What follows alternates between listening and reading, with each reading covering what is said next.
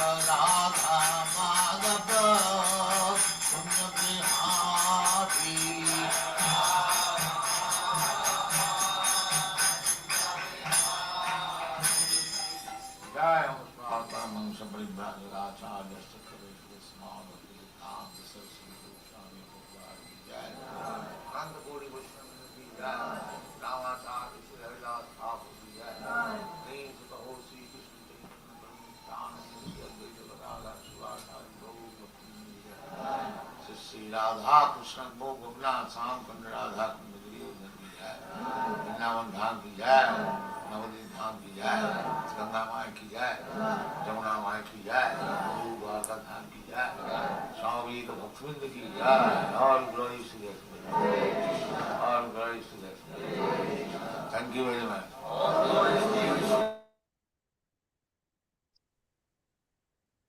Hare Krishna Maharaj.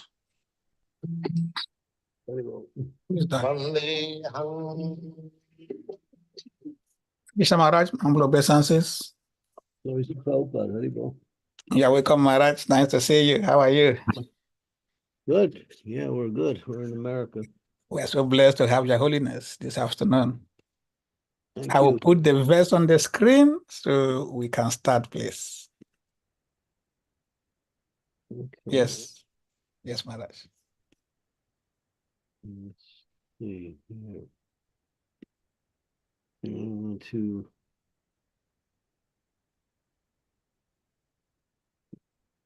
Can you see it?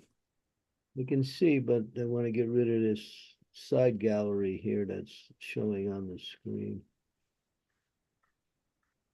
Full screen. There's a side gallery that there's usually a way to remove it, but I can't find it. Standard. Okay, got it now. Got it. Om Namo Bhagavate Vasudevaya. Om Namo Bhagavate Vasudevaya. Om Namo Bhagavate Vasudevaya. Sattva Tama iti tirasura nirakaha. Tatrapya kai kasorajan vidyante gayatyastrida yai kai kataro nabhya swabhava upahanyate. Translation. According to the different modes of material nature, the mode of goodness, the mode of passion, and the mode of darkness, there are different living creatures who are known as demigods, human beings, and hellish living entities. O king, even a particular mode of nature being mixed with the other two is divided into three, and thus each kind of living creature is influenced by the other modes and acquires its habits also. Purport. The living entities individually are being conducted by a particular mode of nature, but at the same time, there is every chance of being influenced by the other two. Generally, all conditioned souls in the material engagement are influenced by the mode of passion because every one of them is trying to lord it over material nature to fulfill his individual desire. But in spite of the individual mode of passion, there is always the chance of being influenced by the other modes of nature by association. If one is in good association, he can develop the mode of goodness, and if in bad association, he may develop the mode of darkness or ignorance. Nothing is stereotyped. One can change his habit by good or bad association, and one has to become intelligent enough to discriminate between good and bad. The best association is the service of the devotees of the Lord, and by that association one becomes the highest qualified man by the grace of the Lord's pure devotees. As we have already seen in the life of Srila Narada Muni, he became the topmost devotee of the Lord simply by the association of pure devotees of the Lord. By birth, he was the son of a maidservant and had no knowledge of his father and no academic education, even of the lowest status.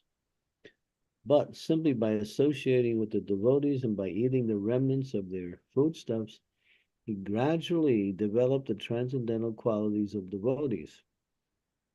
By such association, his taste for chanting and hearing the transcendental glories of the Lord became prominent, and because the glories of the Lord are non-different from the Lord, he got the direct association with the Lord by means of sound representation.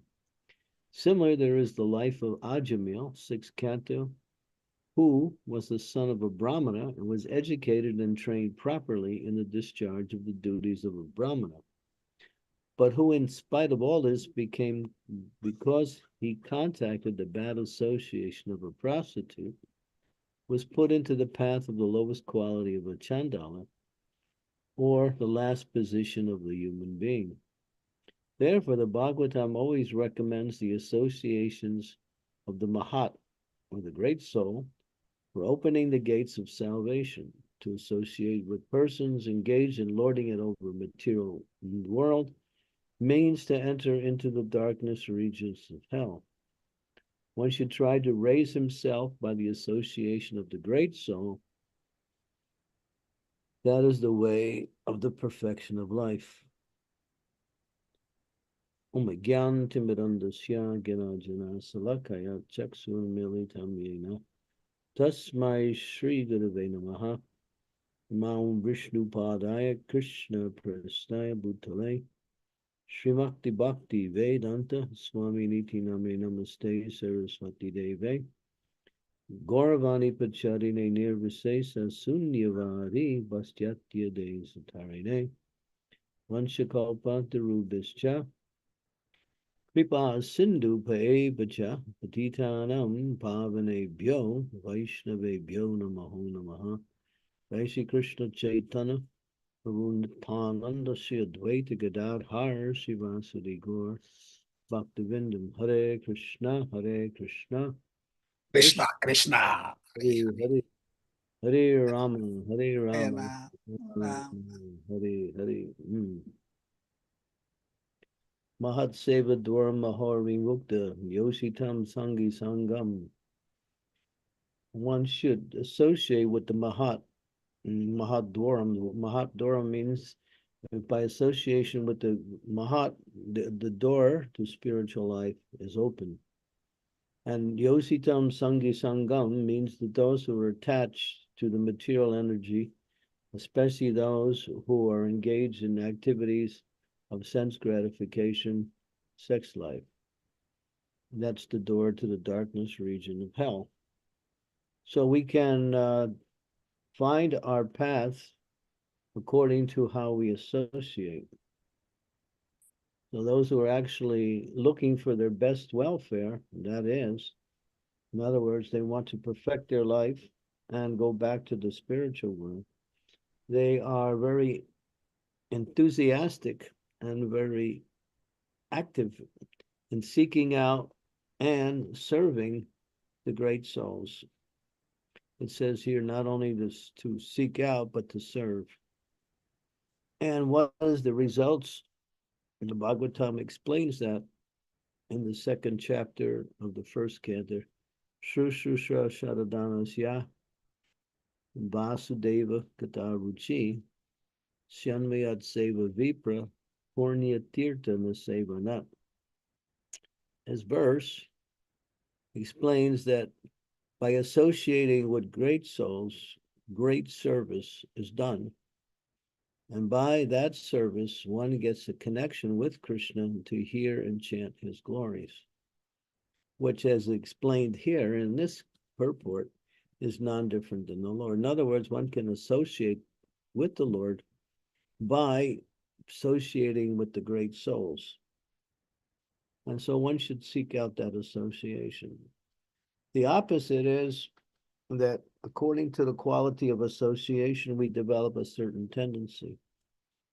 The example is given in both aspects, both in this purport, where Narada Muni, he was associating with, his mother was a maidservant, and she would work at a hotel, and he was only a 5-year-old boy, and he would accompany his mother.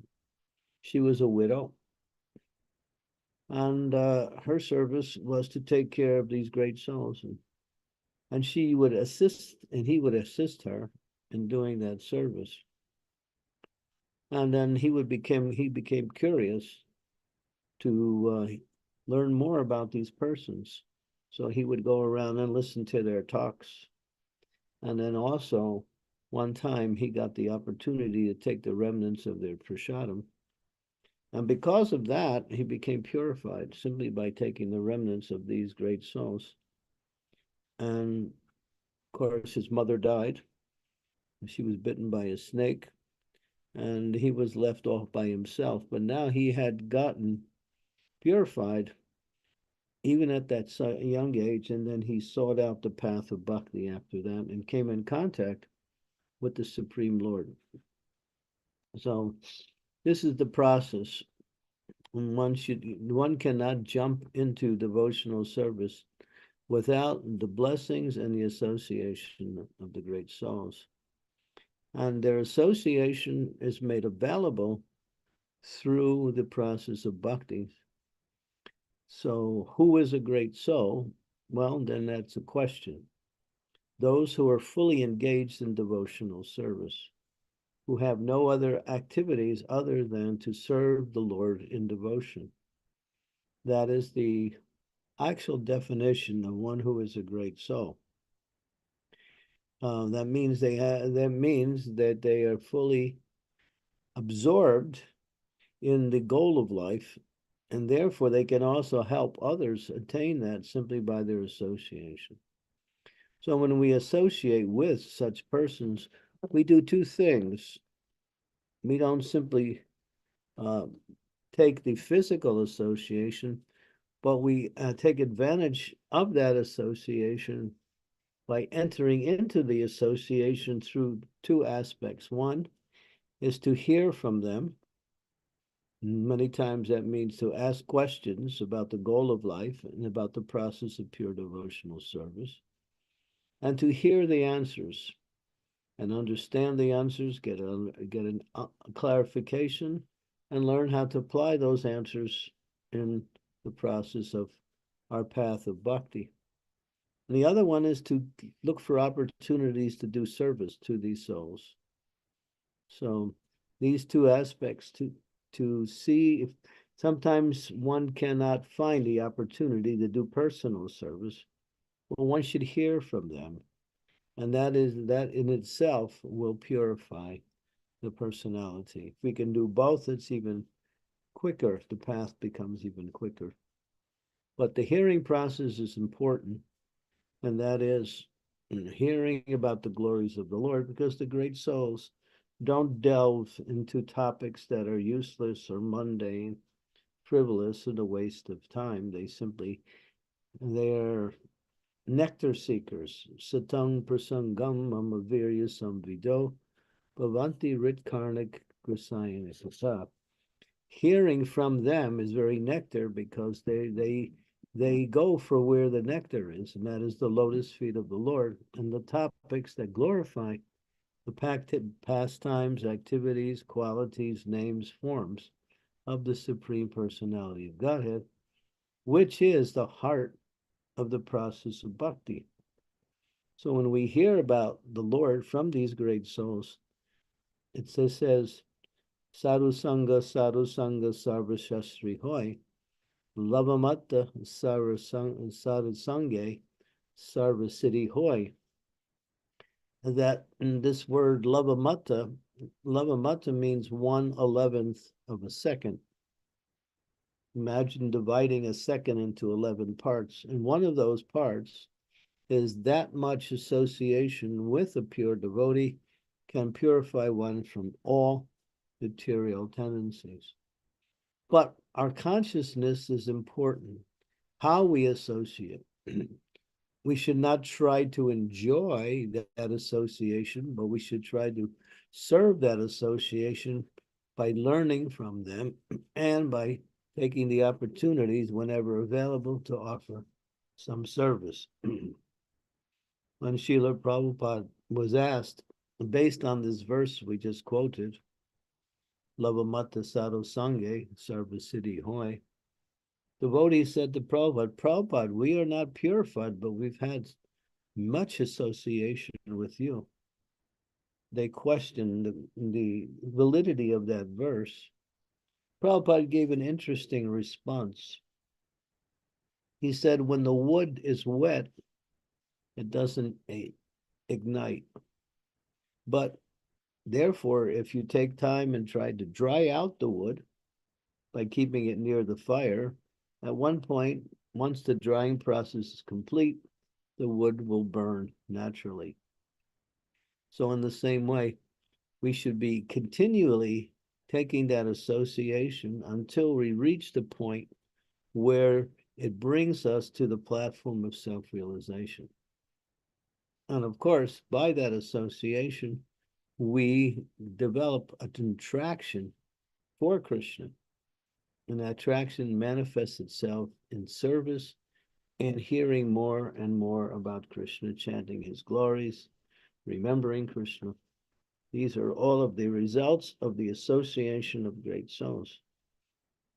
But one should seek it out. Sometimes devotees think, well, I have so many material responsibilities, and they don't take advantage of the opportunity to somehow or other put aside their material life and go and associate with great souls, because they don't understand the benefit.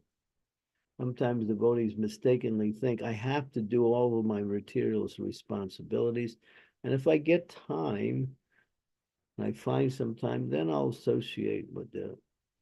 But that is not the way of bhakti. One has to put the association of great souls foremost, even above all of our material responsibilities.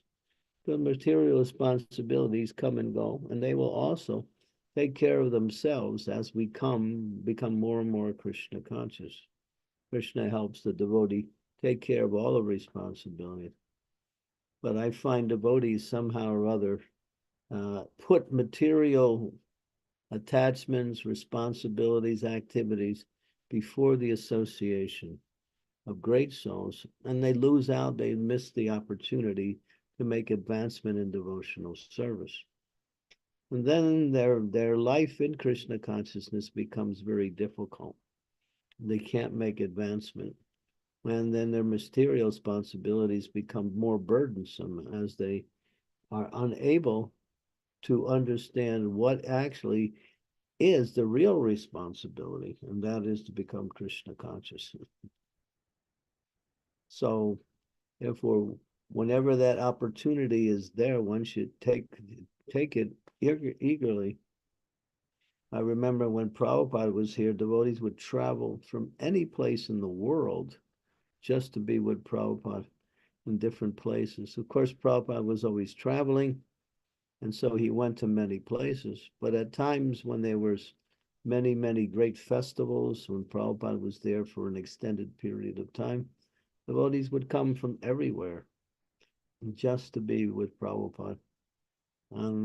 Because of that, they gained so much spiritual benefits that fixed them in devotional service. But of course, there is two aspects to that association. There is Vadi and Vapu. Vadi means the words, Vapu means physical association. So the physical association will inspire one to go for the Vadi more and more. But the Vani is the essence, the words, the instructions, the guidance given by the great souls. So that is also a form of association. But when the opportunity is available, or one should seek out the opportunity, one should associate with great souls, hear from them, ask questions, clarify all of your doubts, get a clear understanding of how bhakti works, and make progress towards devotional service. It is the mercy of the great souls that actually is the mercy of Krishna. People want God's mercy, but they don't know how to get it. They think that by praying directly to God, they will get it. But actually, it comes through the mercy of God's representative, who acts on behalf of the Lord to be the distributor of his mercy in different forms. And that is the essence of how we receive the mercy of the Lord. So this verse is, and this particular purport is good. And it's interesting, the verse talks about the modes of material nature, how one's mode may be prominent, but also challenged by the other modes. This particular statement is brought out in the Bhagavad Gita in the first chapter, where it says that the modes of material nature are very active. You'll see sometimes, if you're observant, you'll see how people are behaving in a general way according to the different days of the week. You'll see people sometimes are more happy and peaceful, sometimes they're more passionate and what we say kind of like absorbed in doing so many things. And there's other times where you see people are in a very unhappy mood in general. These are all due to the influence of the modes of material nature. People think that they don't know that they're controlled. There's a beautiful painting in the Bhagavad Gita where you see a puppeteer. He has strings and he has puppets. The puppets are the living entities, and the strings are the three modes of material nature being pulled by these modes. So everyone is being pulled by the modes of material nature accordingly. If we want to get out of that pulling, we have to associate with great souls. Then we will be pulled by the spiritual energy, which is above the modes of material nature. Otherwise, the mode of passion means harsh struggle to enjoy the material world and to attain material things. The mode of ignorance is things that are destructive, cause the living entity to suffer and get sinful reactions at the same time. And the mode of goodness is those qualities that are conducive to the practice of spiritual life, but are still based on personal gain. Although it is the most lofty and recommended mode to operate in, still, if it is not engaged in devotional service, then it is also keeps the living entity attached to the material world in the mode of goodness. But one cannot stabilize these modes because these modes are always changing, and therefore one is influenced by all of the modes at any time and in any situation. So to get free from the influence of the modes, one has to engage in devotional service, and that is offered by the association of great souls. And of course, at one point, one decides to seriously apply that principle to a lifelong practice, and then one takes shelter of the spiritual master. Taking shelter of the spiritual master leads to initiation and connection with the parampara engaged in devotional service. But it doesn't stop there. It's that sometimes the devotees think, well, I have a spiritual master, and that's nice. And I write to him once in a while. But one should also inquire at different times, how can I make further advancement in spiritual life? That is recommended and written by Srila Rupa Goswami in Nectar Devotion, that one should not simply be satisfied with one's level of practice. One should be eager to make advancement and get the information and guidance and understanding from their spiritual master how they can make further advancement in devotional service. So it's a science, and it all centers around receiving Krishna's mercy through his mercy representatives. Okay. Hare Krishna. Hare Krishna Maharaj. Thank you so much for being here. Please, my obeisances. So, dear devotees, if anyone may have questions, comments, realizations, please, you may indicate by using the hand emoji or your physical hand, and you'll be asked to unmute to speak or to share.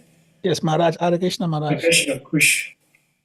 My question is on the example of Dhruva and Ajamil, how both of them, Prahlad. You mean Prahlad? Narada Muni and Ajamil, Mm-hmm. how one was raised nicely as a kid, and that one was serving the mother, the other one was a brahmana, yet fell to a prostitute. So my question is on the karma or destiny of the living entity. Because yesterday we were talking about everything also have to do with one's destiny. Is it destiny for a devotee to, after many years, fall back into Maya? After, even Krishna said, even when rendering me the little service, he never forgets. But yet, he allowed the devotee to fall back to low life activities. So what is the promise of Krishna where he said he would not forget a devotee who render little service? And devotees, many devotees have rendered so many services for so many years, and they still left or fall down. Well, we have the example of Ajamil. At the end, he came back because, the story was that when he had that last child, when his wife was pregnant with the last child, this is not mentioned in the Bhagavatam, but it's mentioned how one sadhu came to the door of his home, and his wife answered the door. She served the sadhu very nicely. And he said, your child, you should name that child Narayan when your child is born. So Krishna arranged for that sadhu to come and tell his wife that this would be the name of the child. And by chanting that name when he was in his last stages of life, he became purified, just calling his son, but actually it was Namabas. He was chanting the name of Narayan. But the Lord didn't forget him. He brought him back in that way. So whatever service a devotee has done, it may be lost for some time. He may be lost. He may go back to Maya. He may even fall down to lower stages of material existence, become degraded. But the Lord will always try to bring him back in some way, because whatever service has been done, the Lord always somehow or other becomes indebted to that devotee and tries to bring him back through various ways. So we still have our choice. We can stay in devotional service, or we can take the wrong association and then find ourselves again back in the material world again. And that happens. But a devotee will not be lost, because maybe not in this lifetime, but maybe in the next lifetime, when they're reborn again, they'll get an opportunity to come back to devotional service. When we say a devotee falls down or left, is it that he left temple ashram, or is it that he left completely devotional service? Well, it appears he leaves either one. Both of them are different ways of leaving. But leaving devotional service means stop performing the activities. As soon as you stop associating with devotees, chanting your rounds, reading the books, then you're pretty much going to take up. You can't be idle. You have to do something. So you'll take up material activities again. Yes. So falling down there's different levels to fall down. You can fall down a little bit, and then you can fall down completely.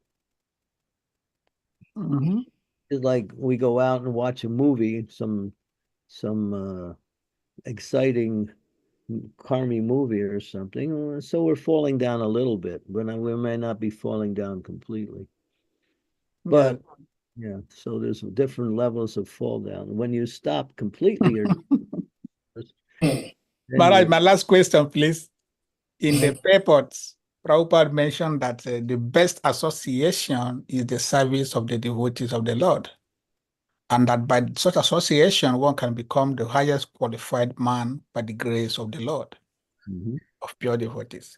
So my question is, devotees globally have been associating with so much pure devotees, and so many devotees are not attaining this steadiness in devotional service or even chanting. They still left. Does it mean that the association is not of good quality according to this verse of Prabhupada? Or is it the fault of the devotee themselves? I'm asking this question because sometimes one can say, I'm associating with a devotee, a pure devotee, when the person is not really a pure devotee. But the thing is, unless you become fully purified, you can fall down. There's so many examples of people who fell down from high platforms. Yes. As long as there's still material tendencies in the heart, or committing offenses, either one, that can bring one back down again. So the process means you have to complete it. And anytime anyone can fall down. Don't be surprised. Prabhupada used to say, don't be surprised who stays. Don't be surprised who leaves. Be surprised who stays. Yes. Because the material energy is very powerful. And if we're not careful, even though we're fixed in devotional service, we can, again, make a mistake, commit an offense, and fall down. It's possible. It happens all the time. And your question is related to many devotees who went that route. They did great service. They even opened temples, had so many disciples, preached everywhere. Where are they now?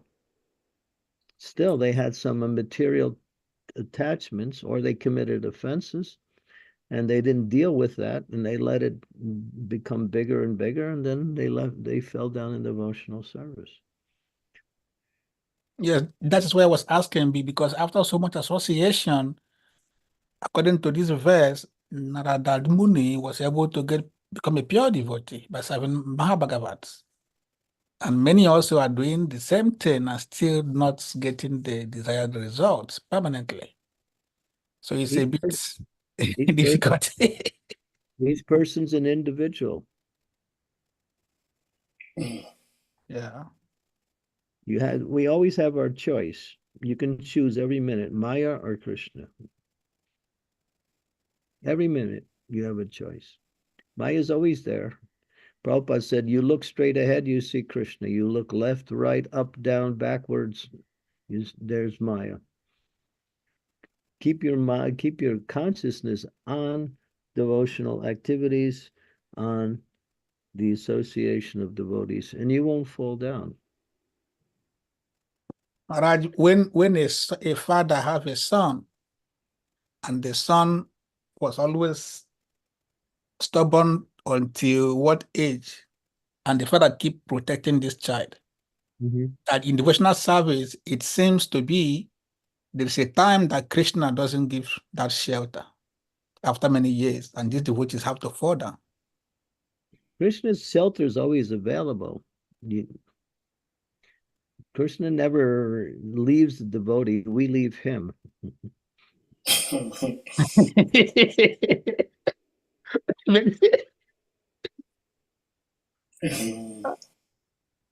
Because the father always protect the son not to fall into danger. But here Krishna said, I protect my devotees. Yeah, and yet the devotees are falling down all the time. So what is the protection? the protection is there, but you have to take it. If I tell you to don't cross the street when the cars are coming, and you cross the street and your cars are coming, and you get hit, and you say, "Wow, what happened?" You know, because you didn't. The guy, Prabhupada gives the example. The guy sitting on a branch in the tree, and he's sawing on the inside. A man comes over and said, "Hey, if you keep sawing, you're going to fall down." And he doesn't listen. He keeps sawing. He falls down. And then when he falls down, he runs over to the guy and said, "Wow, you're a great prophet. How did you know that?"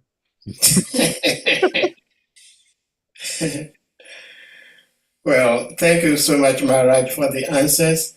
But Kusha Prabhu, you've given these examples, but we also see that it is not always the case that the father is able to protect the child, because the child did not follow what the father wanted him to do. So up to a certain point, the protection is there, but still you have your choice. yeah. So Mother Shri Upanishad, please, you may unmute.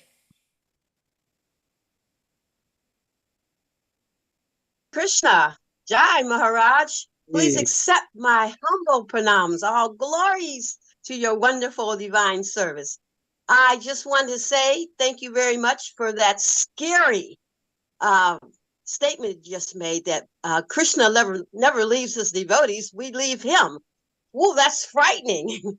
I pray never to want to do that. Gee whiz, that just shook me up. Can you imagine leaving Krishna? Come on. Anyway, Maharaj, I just wanted to say thank you very much, and I look forward to hopefully seeing you when you come this way to Ohio. You're coming this month, from my understanding, right? You're going to be in Cleveland? Cleveland on the 19th, Columbus on the 20th, Cincinnati on the 21st. Jai Prabhu. Hari Hari Bol, Maharaj.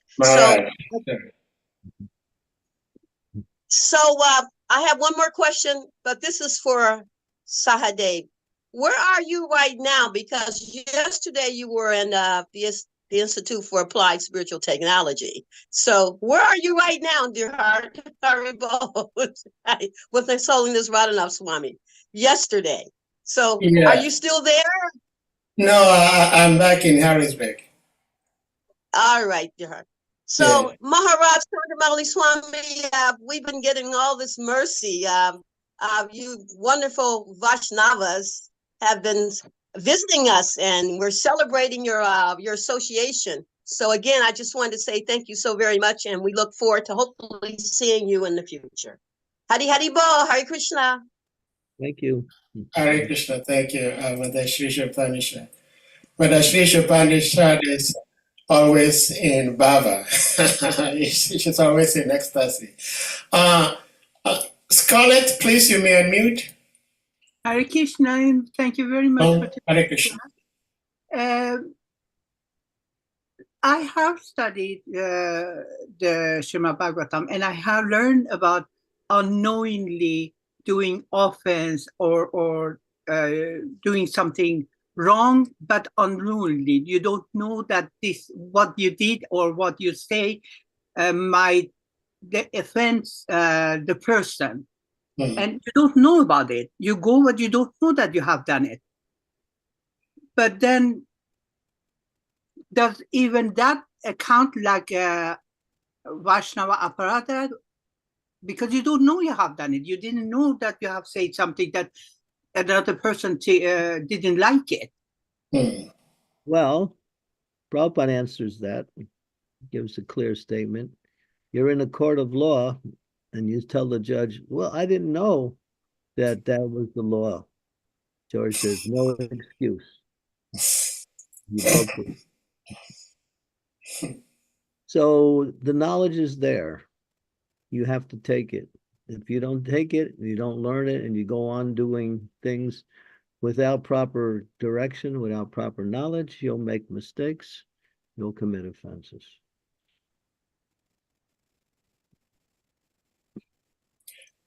Okay. Hare Krishna Maharaj. Jagdish and Badra, please, you may go ahead. You said you have a question for Maharaj. You may go ahead and then ask your question. Hello, Hare Krishna Maharaj, all obeisance, humble obeisance to you, and all glories to Srila Prabhupada. I have a question for you. You said Narada Muni was serving these very high people. Who actually were these people? Do you have a name of those people? Not mentioned. It says the sages, they travel and preach all year round. When it comes to Chaturmasya, which is the rainy season in India, they don't travel, so they stay in one place. So these sages were traveling sages who, during that rainy season, stayed in this place for 4 months. That's as much as we know. That's from the Bhagavatam. And also, I read in the Bhagavatam, Narada Muni, on his previous life, he was a playboy, and he used to live on the moon of Satan. And then after that, I think his next life, I can't remember the thing, but I read that in the Srimad Bhagavatam, that he was actually a playboy, and then he sort of like got spiritized. He wasn't a playboy. What? He was attached to the association of women, that's all. But he wasn't a playboy. A playboy is a very loose and very derogatory term. Yeah. He would like to sing songs in association with ladies. That was his so-called deviation. And he was very much attached to that, and he was very much good at it. Gandharva, I think. Gandharva, yes, Maharaj. Yeah. Okay. Yeah, okay, thank you for that. He's not a playboy. Forget that word. Okay, thank you. Thank you for your question, Jagdish. Who is there with the hand raised, It's please? me. Okay. Yes, Samaraj, I have last question on the papers towards the end. Prabhupada said to associate with persons engaged in lording it over the material world means to enter into the darkest region of hell. So my question is, in the movement, in ISKCON movement, 90% of devotees are associating with people who are trying to lord it over, means they are working in the material world. So this working, or they are they're earning a living, is also considered association with people who are lording it over to the material world. So can you give a little bit of enlightenment how devotees should associate with non-devotees while performing their prescribed duties in the material world, that they won't be affected by this, that they will enter into the darkest region of hell? Well, I don't think you understand the value, the meaning of association. Association does not necessarily mean physical proximity. Association means affection for. If you develop the tendency, the traits, the activities, and affection for the 9 devotees, then you're associating with them. There are devotees who are engaged in working in the material world who are fixed in their devotional service. They're not falling down because they have developed strong sadhana, and they very carefully know how to avoid getting involved with personal relationships with non-devotees. If you go to buy something in the store, you pay your money, and the guy gives you the merchant gives you the product. So you may even speak some friendly words to him. Does that mean you're associating with him and you're going to fall down? No, because you come in a business-like way, you take care of business, and you move on. So devotees do that. Mm. But when you start to like what they do, interested in what they say in terms of their material values, lives, activities, and then you're moving into the realm of association.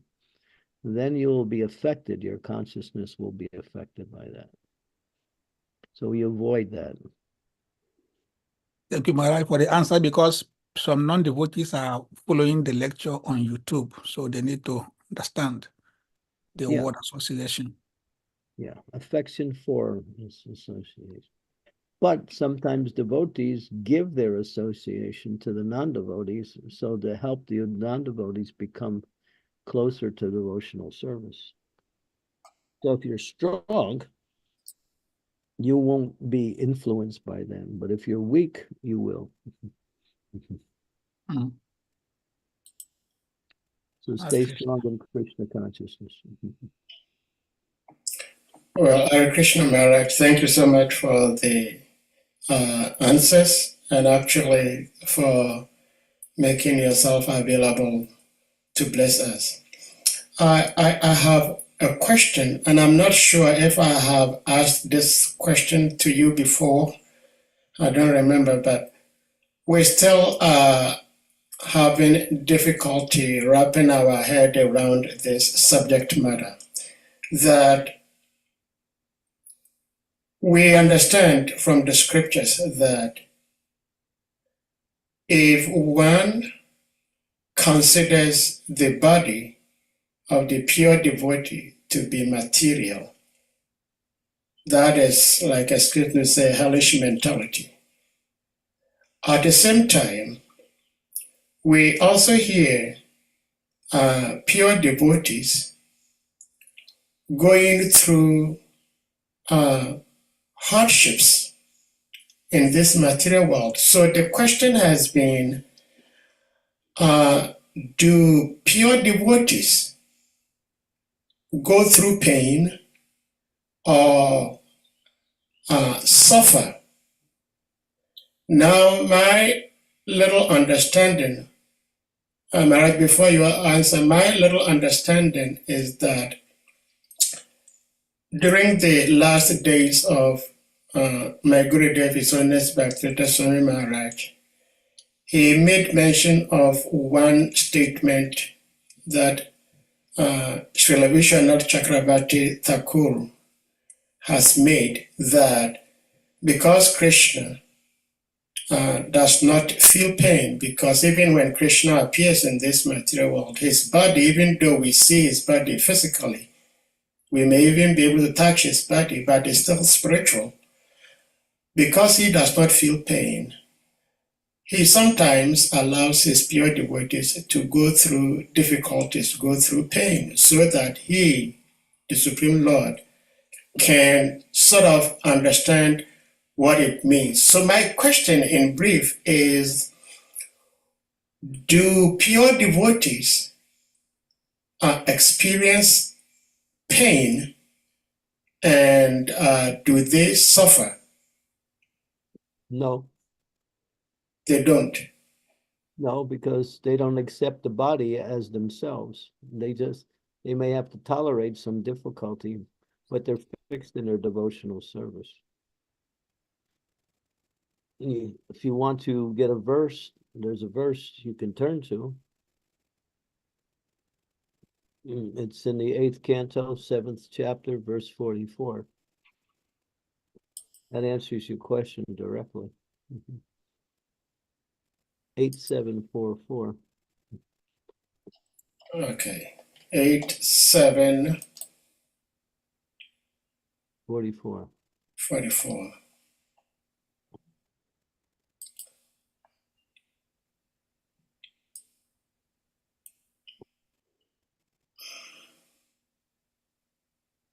Okay, found it.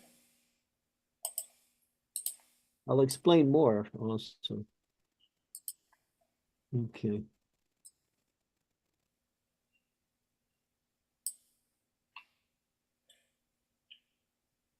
It is said that great personalities almost always accept voluntary suffering because of the suffering of people in general.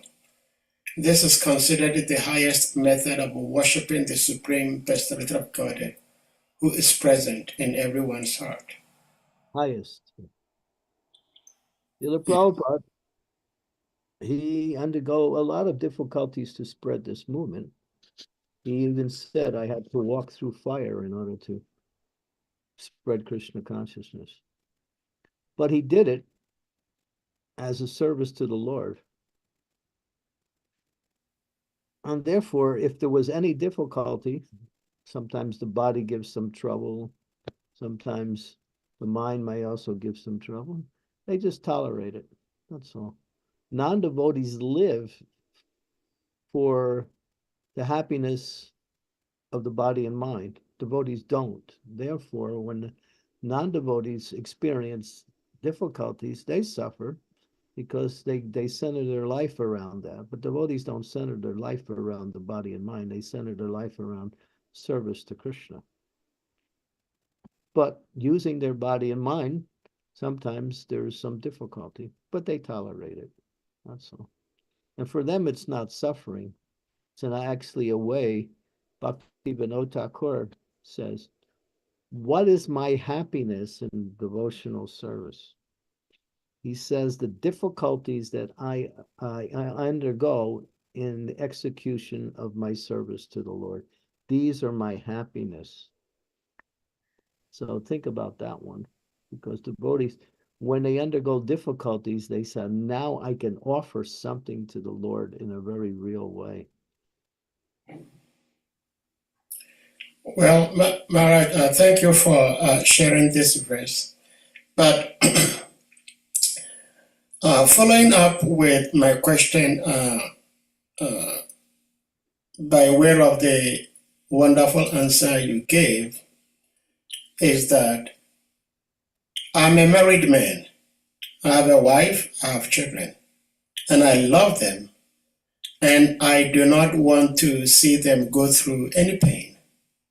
And therefore, when I see them experience pain, I do anything, everything possible to help relieve them of the pain.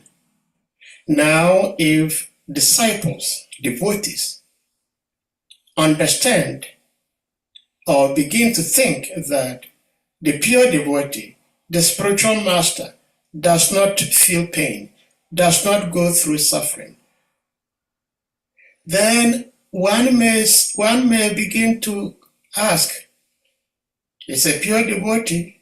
Because this has happened some time ago that you have to understand the consciousness of a pure devotee. You're speaking from a lower level of consciousness, and therefore you're conjecturing. The consciousness of a pure devotee is fixed in the spiritual realm. It's not within the 3 modes of material energy. So even though there is some apparent suffering, they don't suffer like the normal person people do. You can't make that comparison. No, I'm not making that comparison. All I'm trying to say is that this is not the pure devotee himself, but someone standing outside and seeing what the pure devotee is going through. There are two things: that there is pain, there is no pain. There is pain, and someone is tolerating the pain or accepting the pain.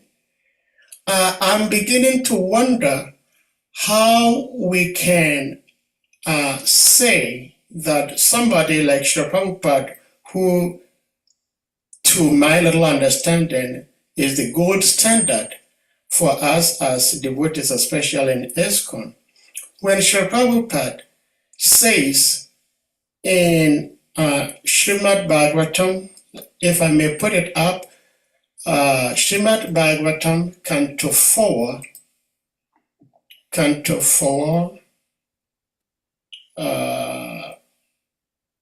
Canto 4, 21, 31. 4, 21, 31. And let me see if I can get it here.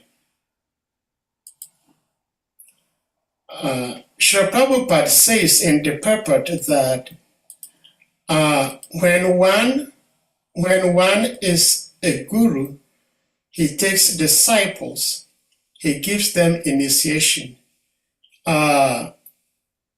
Here, Sri Chaitanya Mahaprabhu therefore stated, actually let me go up a little bit.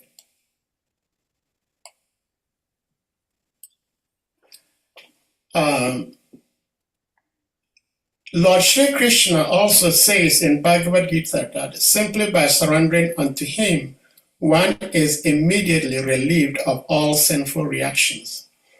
As Krishna takes away all the sinful reactions of a person immediately upon his surrender unto him, similarly, the external manifestation of Krishna, the representative of Krishna, who acts as the mercy of the Supreme Personality of Godhead, takes all the resultant actions of the sinful life of the disciple immediately after the disciple's initiation. Thus, if the disciple follows the principles instructed by the spiritual master, he remains purified and is not contaminated by the material infection. Sri Chaitanya Mahaprabhu therefore stated that the spiritual master who plays the part of Krishna's representative has to consume all the sinful reactions of his disciples. Sometimes a spiritual master takes the risk of being overwhelmed by the sinful reactions of the disciples and undergoes a sort of tribulation due to their acceptance. Sri Chaitanya Mahaprabhu therefore advised that one not accept many disciples. So from this purport, Maharaj, my understanding is that even though the disciples are committing sinful activities and as a result, the spiritual master is getting some repercussion, the spiritual master, out of love, accepts it. But I believe that the disciples should be intelligent enough to understand that whatever material inconveniences my guru is going through is as a result of my offenses, and therefore let me do the right thing. But if one begins to think that the spiritual master is just playing a drama, he's not feeling it, then how is the disciple going to behave properly? Yeah, so don't do it.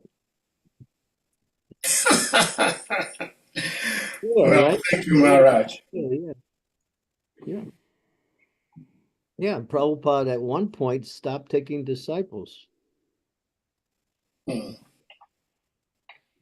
And for a couple months, he stopped taking disciples because many of the disciples were committing sinful activities. He says it's written in the 8th and 9th canto also that the sinful activities of a disciple comes in the form of bad dreams to the spiritual master. That's also there. Yeah. And some physical difficulties, yeah. So, yeah, but it doesn't mean that he gives up his service because of that.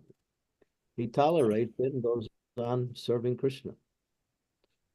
But sometimes it becomes too much. Therefore, Lord Chaitanya says one should not accept too many disciples. But, for example, Jayapataka Maharaj, Prabhupada said him, you should make 50,000 disciples. And he did. He's made more than 50,000 disciples. That was an instruction by Prabhupada.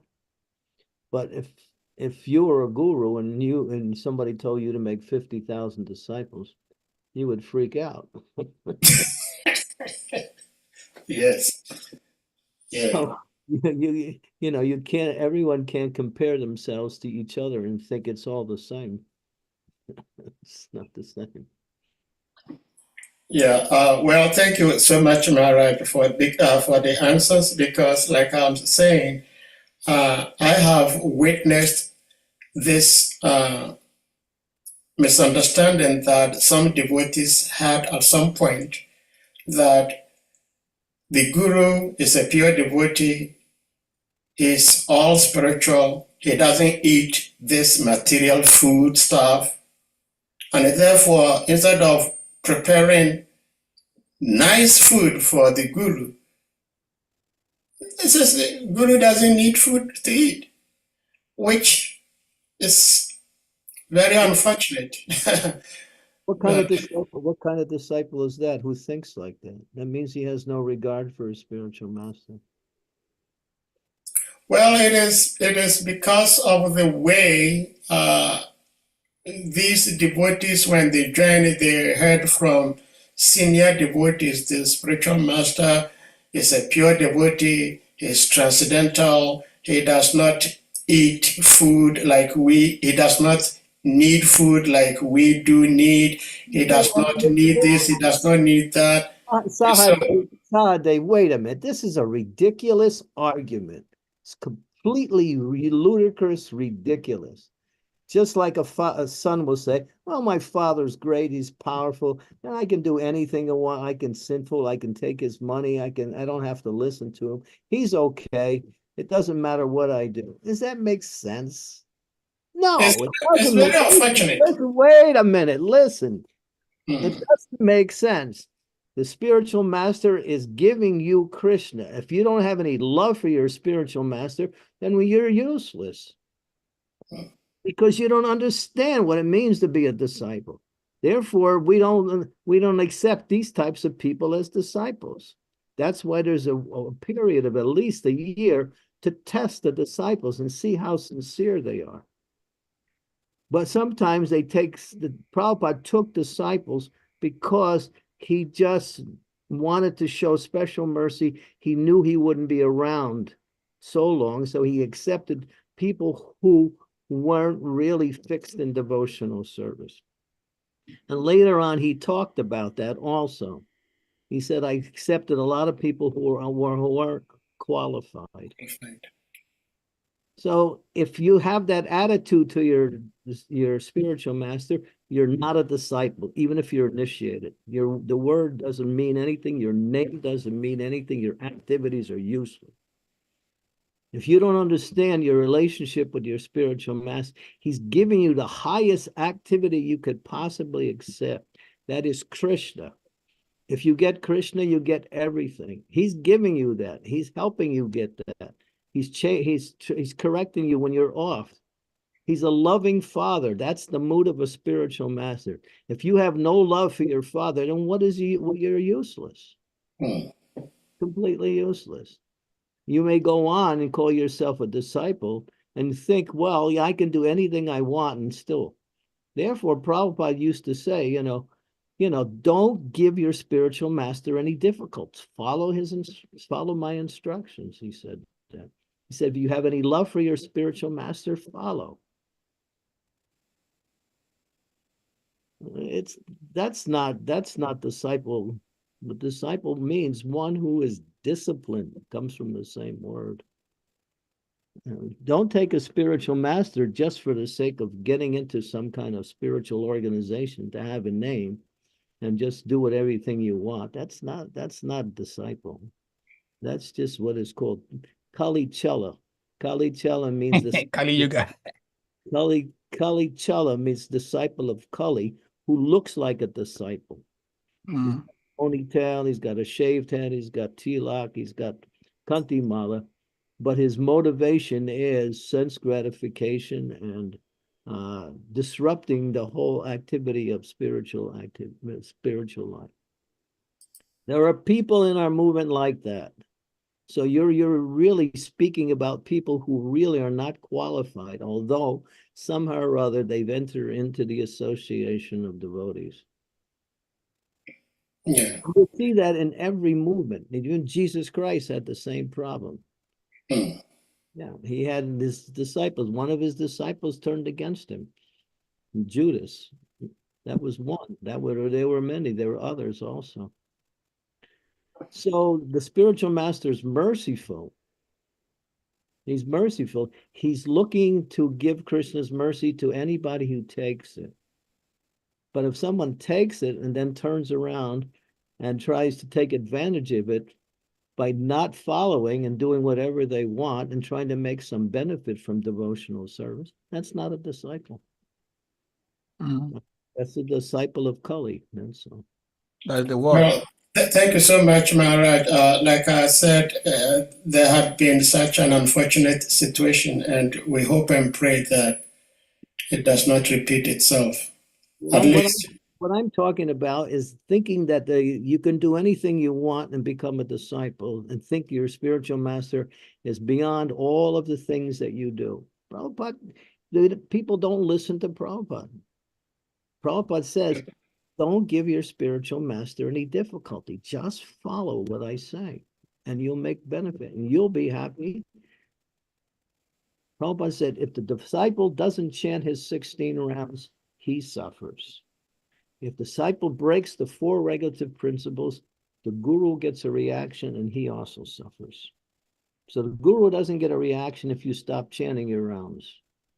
But he gets a reaction if you break the 4 regulative principles after voluntarily accepting initiation and agreeing to follow. yeah. Maharaj, you see in the screen, Yudhishthira in the 8th canto, 415, purport. Prabhupada was saying here that Yudhishthira Maharaj has to visit hell because of a little deviation. Yeah. So Because don't of put sinful activity you at have night. any love for your spiritual master, don't put him in that situation. No.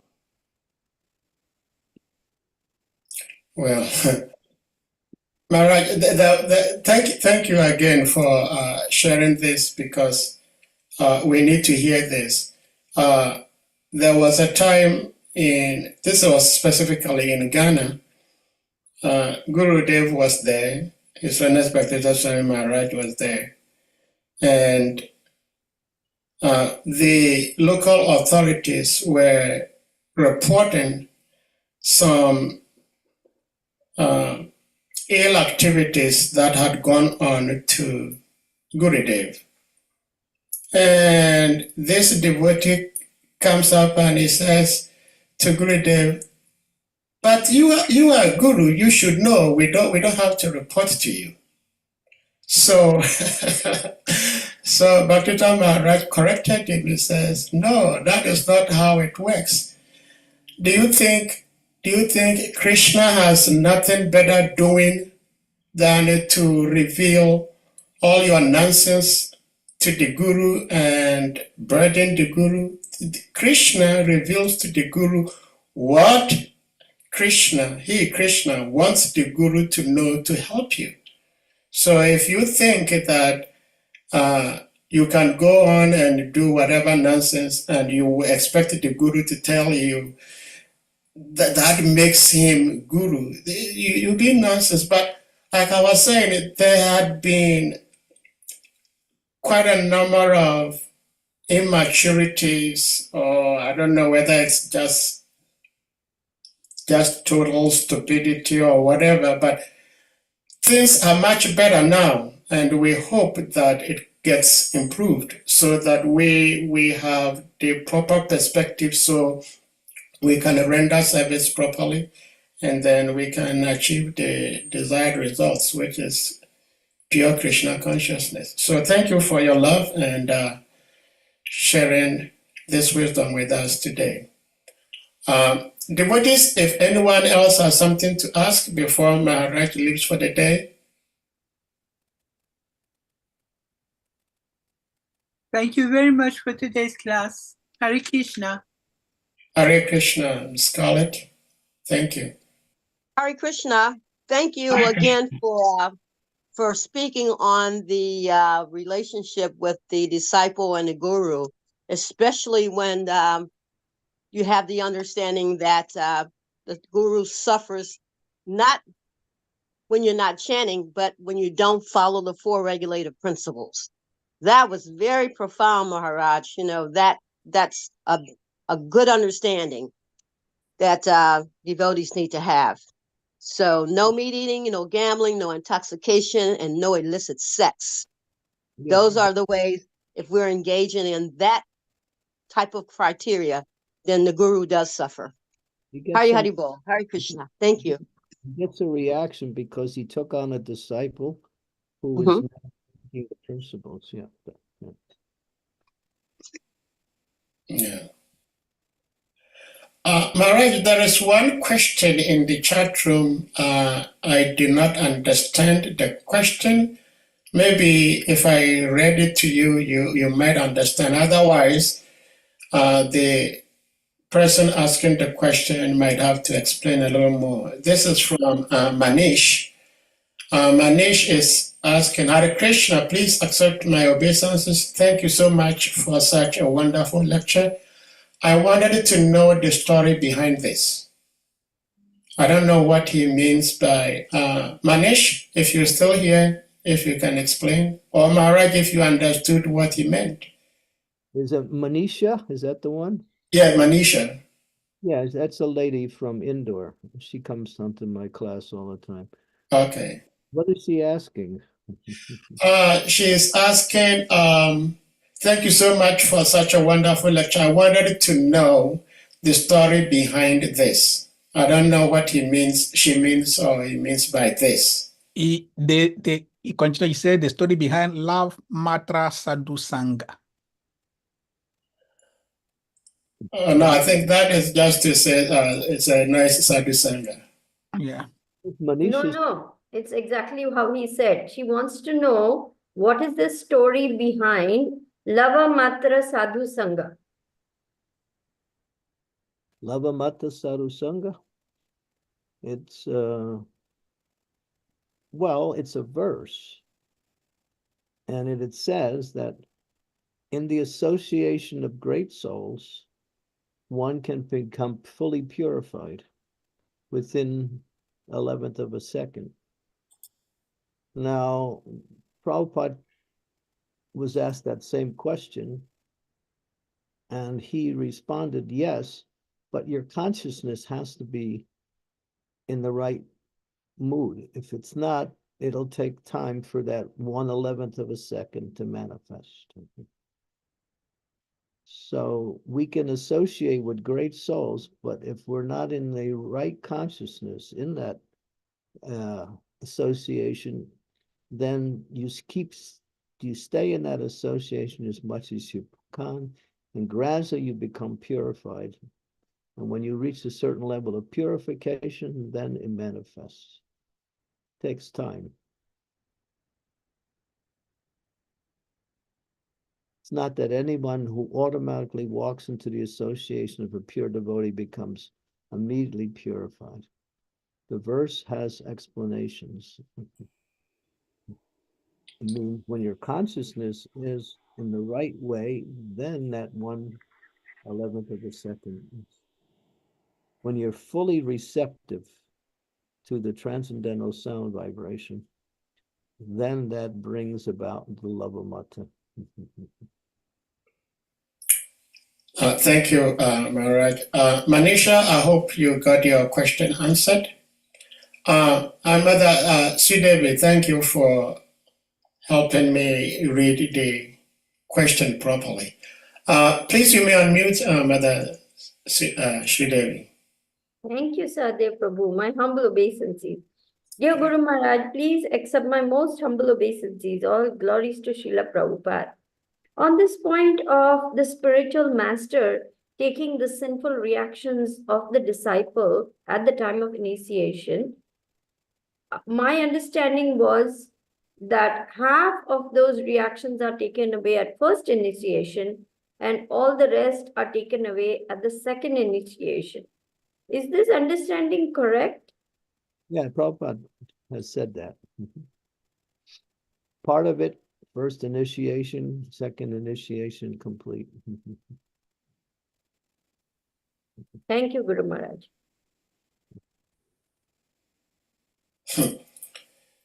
This is a very serious thing that the devotees should always keep at the back of our heads and minds.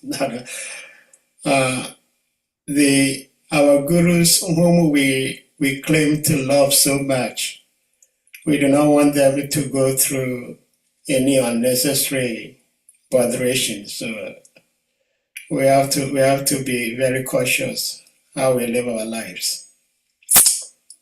Yeah, that's not the reason. The reason is that if I take a spiritual master, what's the use of me having a spiritual master if I don't follow? Mm. So let me follow.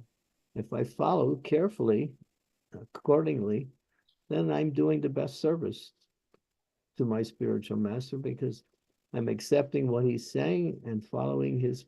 That's all you have to do.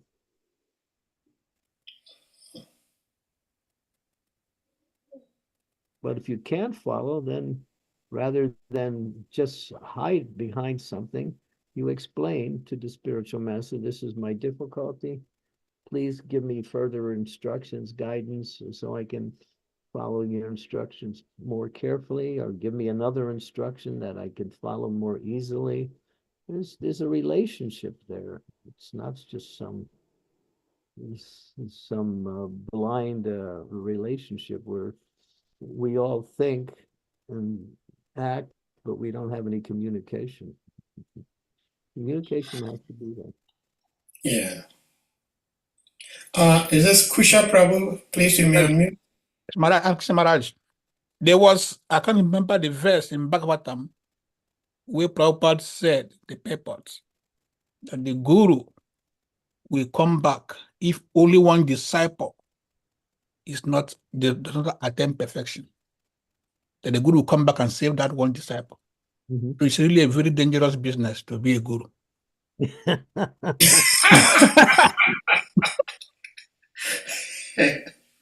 I'm trying to find that verse in Bhagavatam. You say, if a Guru have disciples and one person is not attain perfection, the Guru must come back. Well, Prabhupada has also said that in lectures too. So Yeah. So he said, Prabhupada said, don't give your spiritual master any trouble. Don't make him come back. Finish up. Yes. Yeah, I've heard that. Yeah. Yeah. So, but if the disciple stops following, then the contract is broken. Yeah. That means when a disciple is sincere and still following, but still hasn't reached perfection. If you give up the instructions, then you break the contract, and he's no longer responsible for you anymore. But Maharaj, Prabhupada also said that ISKCON will last for 10,000 years. So can it be said that Prabhupada has already arranged that some of us will keep breaking principles and be coming down to last for 10,000 years of the movement? Well, no, Prabhupada didn't say that exactly as you said it. He said that this Lord Chaitanya's movement will continue for the next 10,000 years. And he said 5,000 years up, 5,000 years down.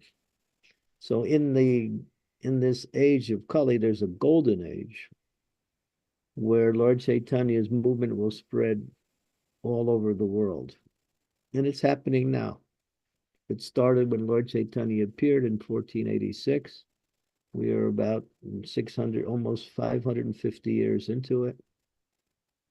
It'll keep going, and Krishna consciousness will keep spreading. How fast it spreads depends on how much the devotees remain sincere in following their instructions of their spiritual master. When Prabhupada was personally here, he said something. He said, "We can take over the world in 18 days, but you are not ready." So it's up to us to see how fast they can do it. Prabhupada said, if you don't do it, the next generation will do it. If that generation doesn't do it, someone will do it. It'll happen. Yes, Maharaj, I have a last question on 4 down. You keep saying the last question and keep Yes, asking. question keep coming up. Wait, Okay, go ahead. Maharaj is here. The Don't last worry. question. Maharaj, Prabhupada said, my question is on the 4 down of great devotees. One verse of Prabhupada, he mentioned that when some demigods want to incarnate in the material world to render devotional service, they pass through a sannyasi, make him to 4 down. So how do we understand this, that the 4 down of some great devotees are the arrangement of the Lord and not really their own arrangement? No, it's not the arrangement of the Lord. The demigods get jealous sometimes when a person is making advancement because they think that he's going to try to take my position. Indra had that same, what was he? He had that feeling towards, who was it? I can't remember. But the demigod. Indra and King Prithu? No, I think that is Shakuntala's father. He was Vishwamitra? Vishwamitra, thank you. Yes, Vishwamitra. Yeah, thank you. Yeah, so yeah, it says that when they see you're making advancement of sannyasi, then they'll arrange for your old girlfriend to appear again,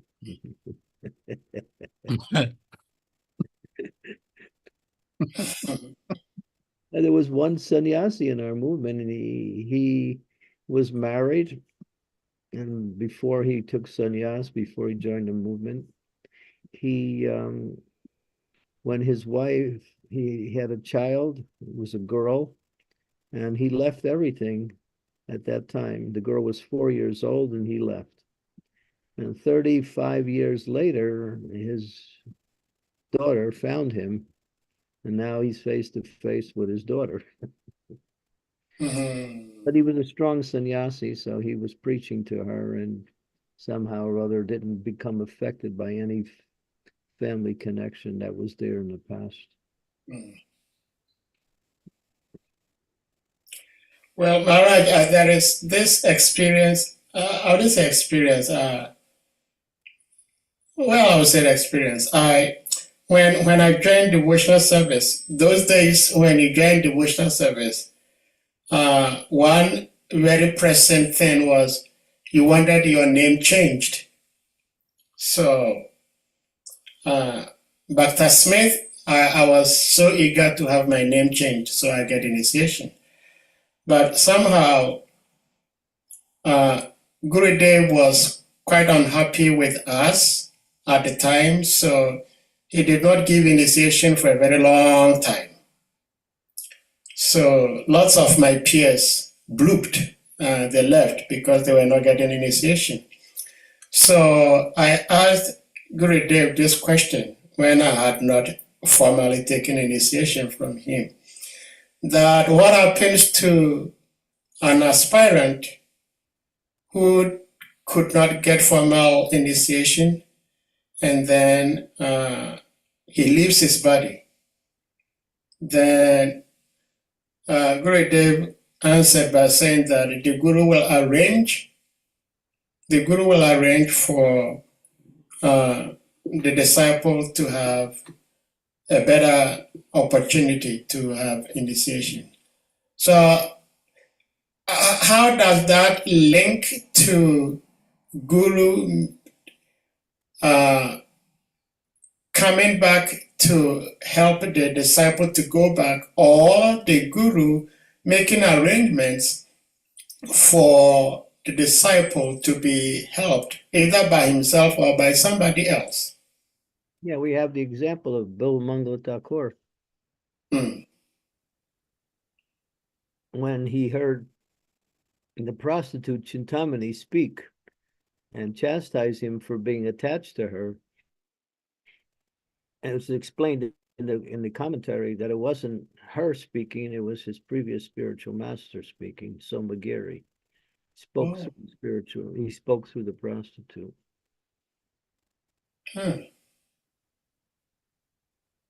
So in one way or the other, the spiritual master will help to facilitate the devotees to come back to Krishna consciousness, to become purified. Well, thank you so much, Maharaj. I count myself very blessed because just yesterday, some of us were so much blessed. We had darshan with His Holiness Radhanath Swami Maharaj, and today we have darshan with your humble self, Maharaj. So we're getting more blessings. Now, our prayer is that, Maharaj, you help us make good use of the blessings we are receiving, because sometimes one may be given so much riches, but because he does not know how to manage the riches, he wastes the riches. And we do not want to waste these mercies. So this is our prayer, Maharaj. Okay, and if you can't do it, get a good manager.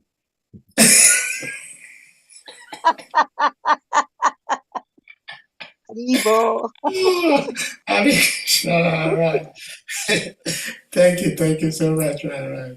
Well, Hare Krishna, Maharaj. Maharaj, do you have any concluding words before we bring this to a formal close?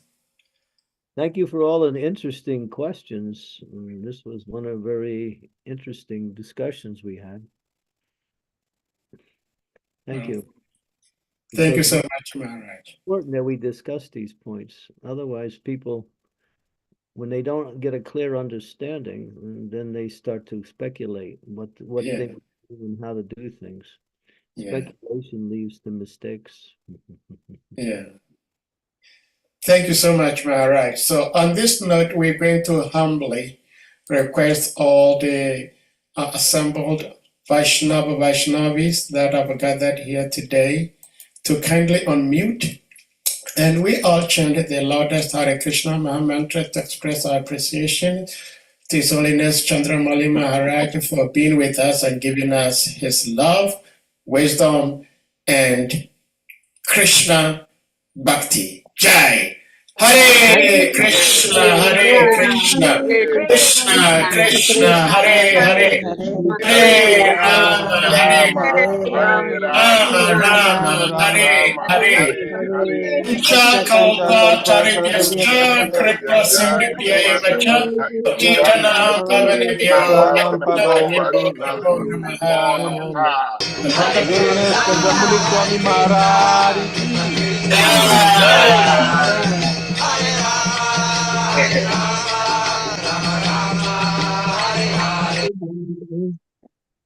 Hare Krishna, Hare Krishna, Krishna Krishna, Hare Hare, Hare Rama, Hare Rama, Rama Rama, Hare Hare. Hare Krishna, Krishna Krishna, Hare Hare, Hare Rama, Rama, Rama Rama, Hare Hare. Hare Krishna, Krishna Krishna, Hare Hare,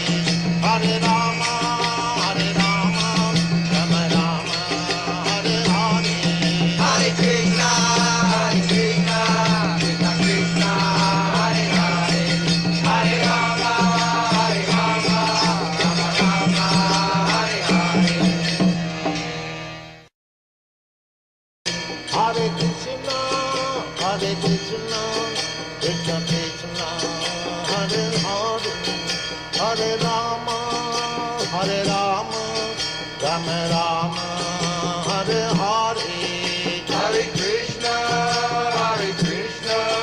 Krishna Krishna, Hare Hare, Hare Rama, Rama Rama, Hare Hare, Hare Krishna, Krishna Krishna, Hare Hare, Hare Rama, Rama Rama, Hare Hare, Hare Krishna, Krishna Krishna, Hare Hare, Hare Rama,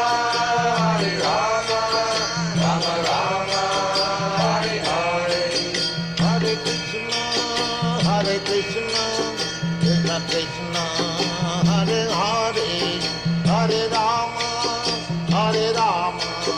Rama Rama, Hare Hare, Hare Krishna, Krishna Krishna,